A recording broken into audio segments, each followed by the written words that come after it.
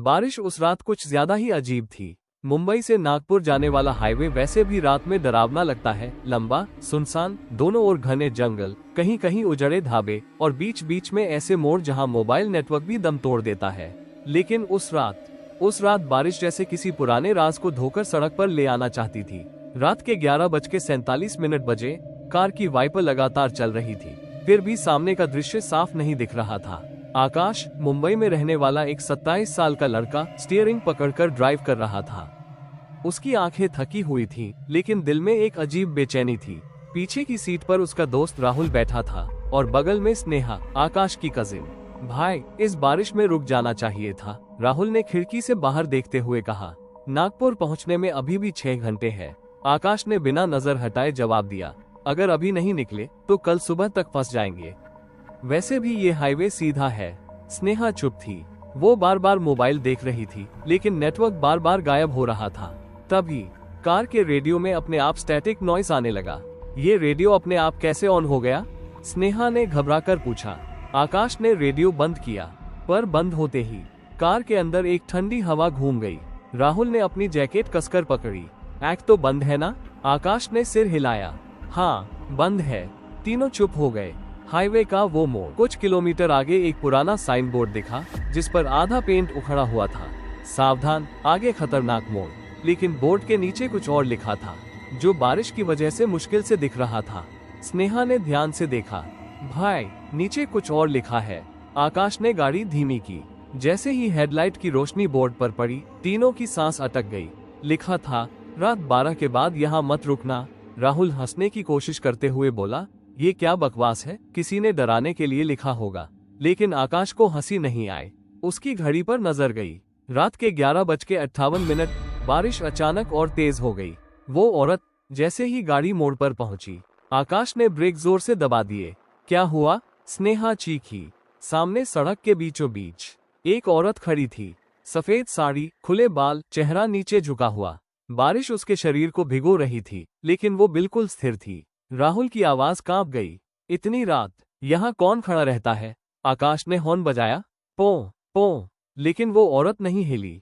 स्नेहा ने धीरे से कहा, भाई। उसका चेहरा दिखाई नहीं दे रहा। आकाश ने गाड़ी आगे बढ़ाने की कोशिश की। तभी धप, कार अपने आप बंद हो गई। हेडलाइट बुझ गई। चारों तरफ अंधेरा। बारिश की आवाज और तेज हो गई। अंधेरे में फंसे, स्टार्ट क्यों नहीं हो रही? आकाश ने चाबी घुमाते हुए कहा।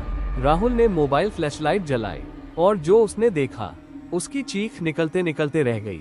वो औरत अब सड़क पर नहीं थी, वो कार के बिल्कुल पास खड़ी थी, और इस बार उसका चेहरा ऊपर था। आंखें पूरी तरह काली, मुंह असामान्य रूप से खुला हुआ, और होंठ जैसे किसी ने सिल दिए हो। स्नेहा की सांस रुक गई। ये इंसान नहीं है। अचानक टप टप टप, कार की छत पर किसी के चलने की आवाज आई। राहुल ने कांपते हुए कहा, छत पर कोई चल रहा है। बारिश के बीच एक धीमी टूटी हुई आवाज आई, मुंबई से नागपुर। आकाश ने आखिरी बार चाबी घुमाई। कार स्टार्ट हो गई। उसने बिना पीछे देखे गाड़ी भगा दी, लेकिन रियर व्यू मिरर में वो औरत मुस्कुरा रही थी, और उसकी मुस्कान इंसानों जैसी नहीं थी। गाड़ी लगभग 120 की स्पीड से अंधेरे हाईवे पर दौड़ रही थी।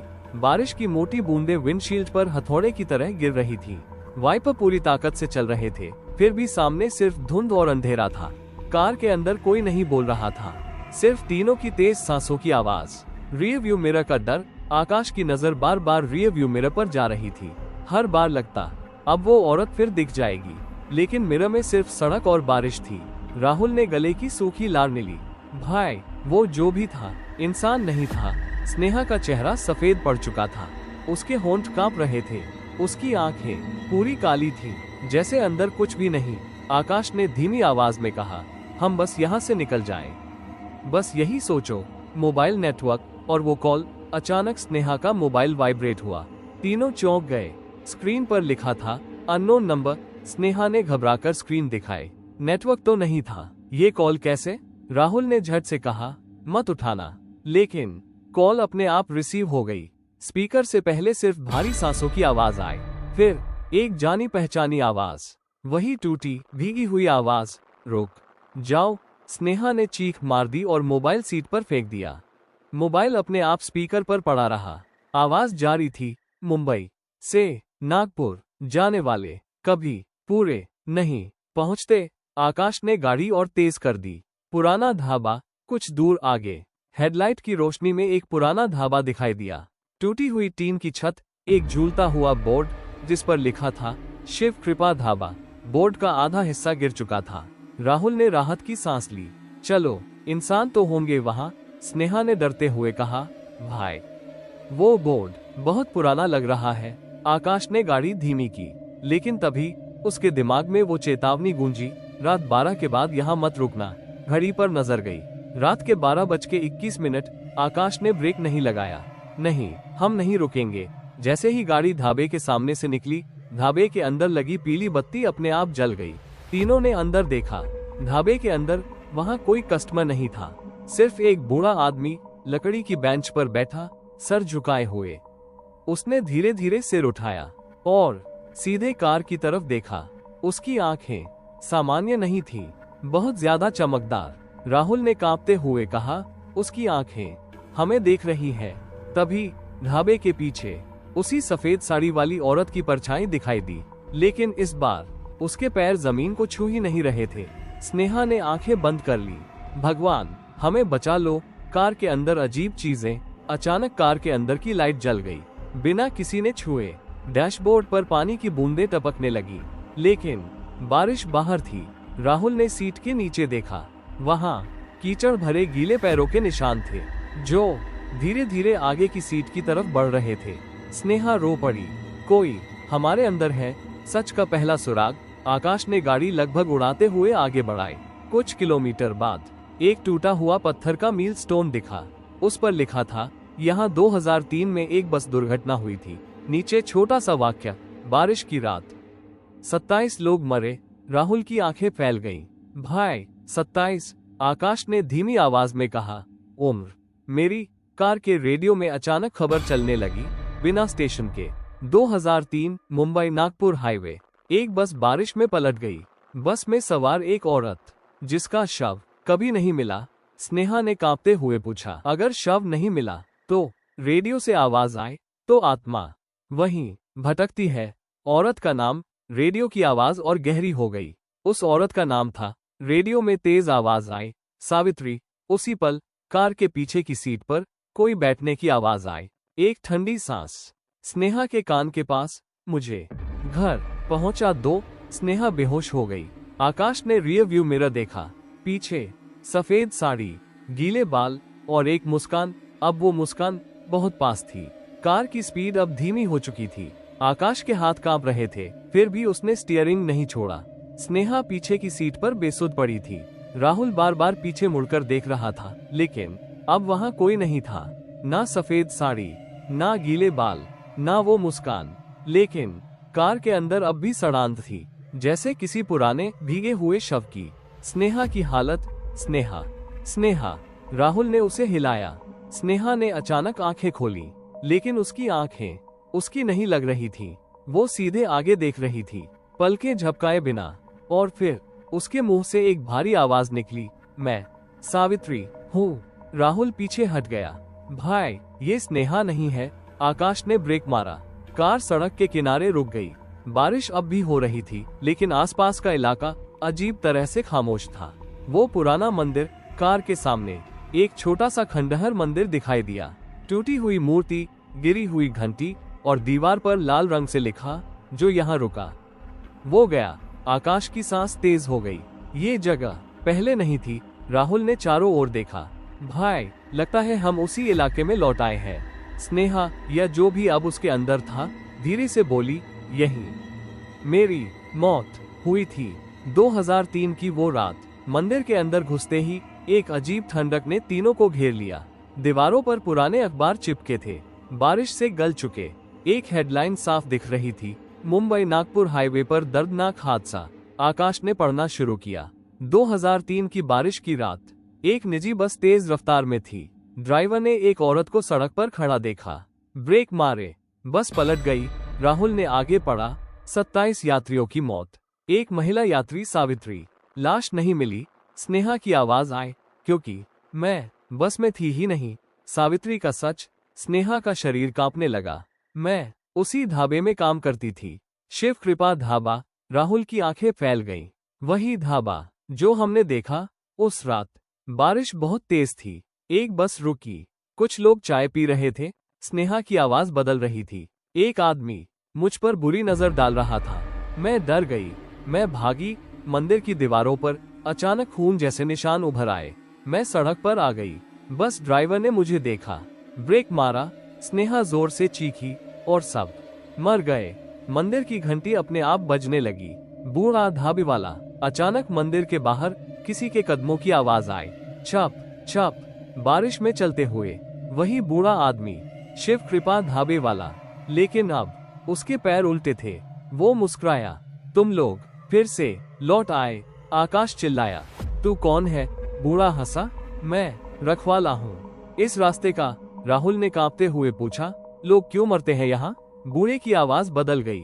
क्योंकि सावित्री अकेली है। बलि का नियम। बूढ़ा मंदिर की तरफ इशारा करने लगा। जब तक हर साल बारिश की रात 3 लोग यहाँ नहीं रुकते। उसकी आंखें लाल हो गईं।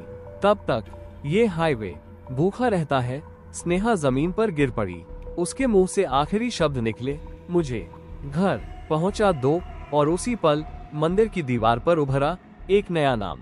स्नेहा। आकाश और राहुल की चीख निकल गई। फैसला। बूढ़ा धीरे धीरे पास आया। एक जिंदा जाएगा। बारिश अचानक रुक गई। हाईवे पर सिर्फ 2 रास्ते थे। एक नागपुर की तरफ, दूसरा अंधे जंगल में। बूढ़ा मुस्कुराया। चुन लो। मंदिर के बाहर सन्नाटा था। बारिश रुक चुकी थी, लेकिन जमीन अब भी गीली थी, जैसे किसी ने अभी अभी यहाँ से खून धोया हो। स्नेहा जमीन पर निढाल पड़ी थी।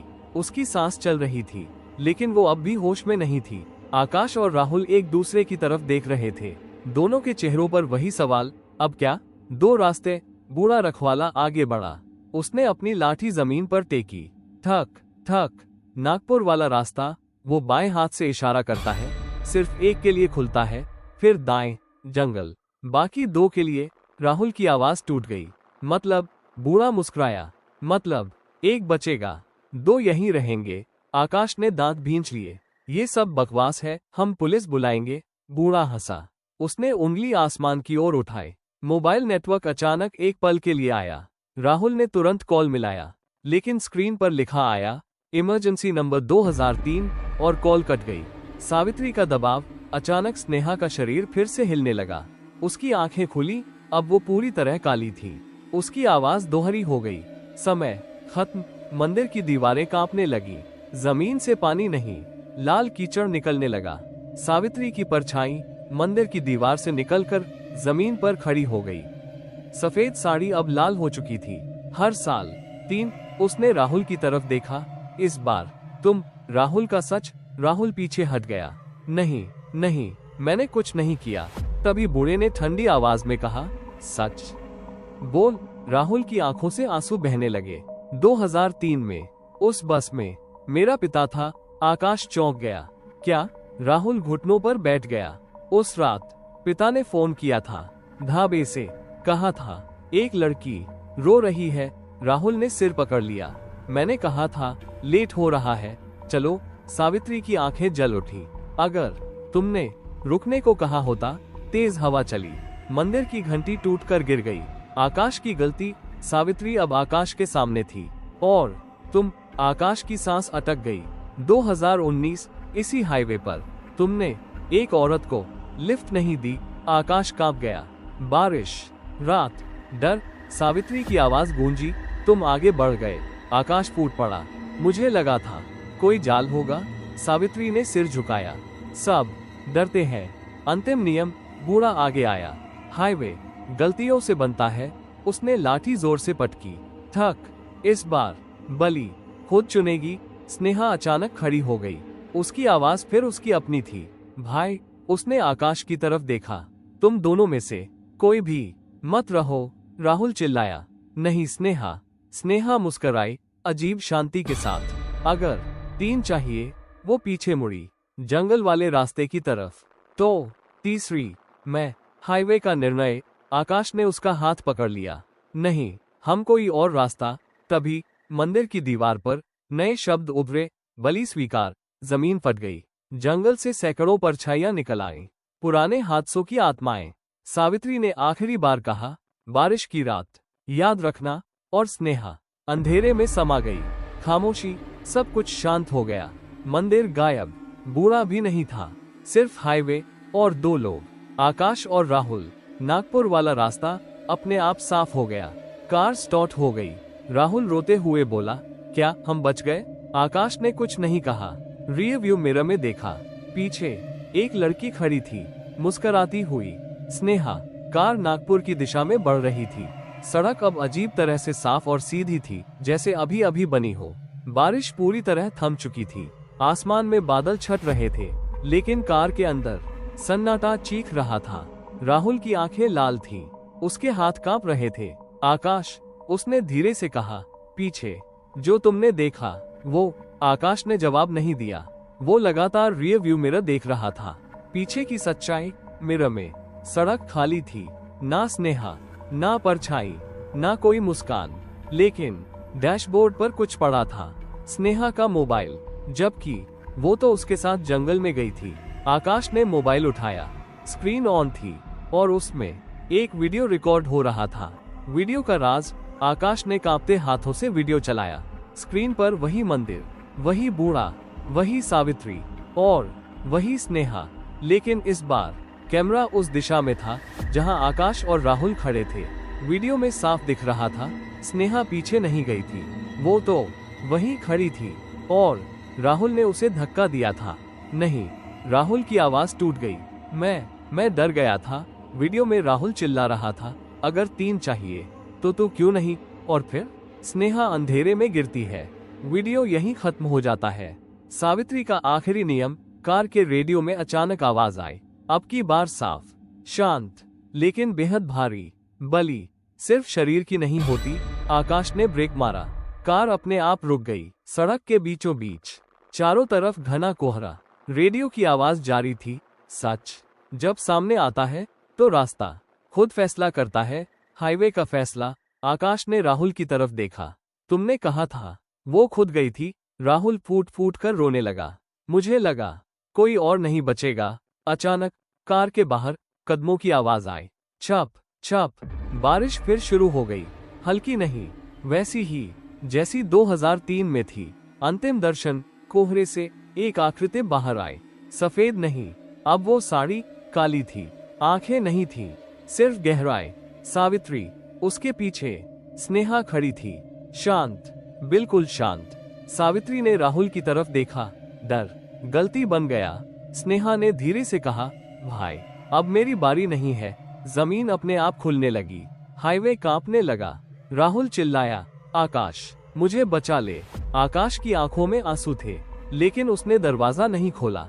पहली बार उसने डर को नहीं चुना। हाईवे शांत हो गया। जमीन बंद हो गई। कोहरा छट गया। बारिश रुक गई। सड़क फिर साफ थी।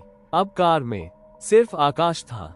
ऐसे ही वीडियो देखने के लिए हमारे चैनल हॉरर स्टोरीज चैनल को सब्सक्राइब करें और बेल आइकॉन घंटी का निशान दबाएं।